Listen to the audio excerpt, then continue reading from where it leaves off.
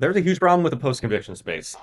Prison consultants, everybody should be talking about this more, lawyers included.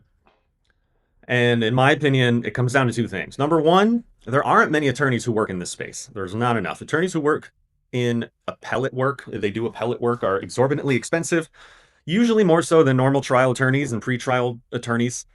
And the work that's done for appeals is usually far more time intensive and complicated than the pretrial work.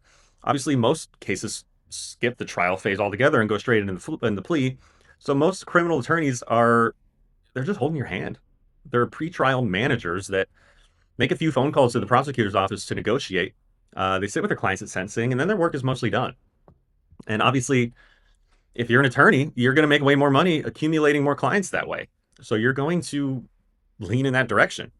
Instead, the post-conviction and prison consulting space requires in-depth knowledge of both the Bureau of Prisons policy, their programs, integration of relatively new laws like the First Step Act, and how complicated it's actually been inside the Bureau of Prisons to see those things get integrated properly.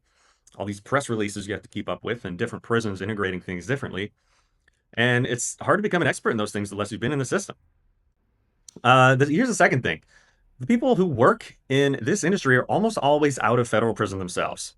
And unfortunately, we want to believe that that means you've gone through the system, you've had a change of heart, and you're trying to do better, but that's not true for everybody.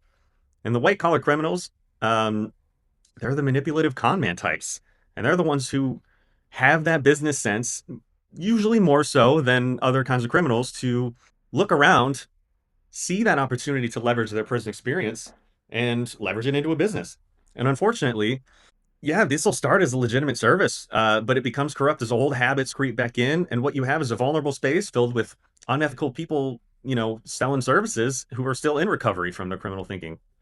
Here's the thing as a whole. There's no federal law against practicing law without a license, but each state handles practicing law without license offenses and its penalties differently, and there are laws against it in each state. They just, sometimes it's more severe, sometimes it's only a fine, sometimes it is a criminal penalty.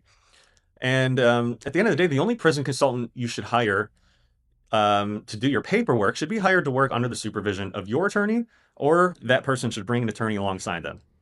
Otherwise, the prison consultant should only be providing information about the prison itself, what to expect, how programs like RDAP work, or FSA time calculations, FSA being the First Step Act. Anything about legal strategy or writing paperwork falls under the umbrella of practicing law, and you should just be wary.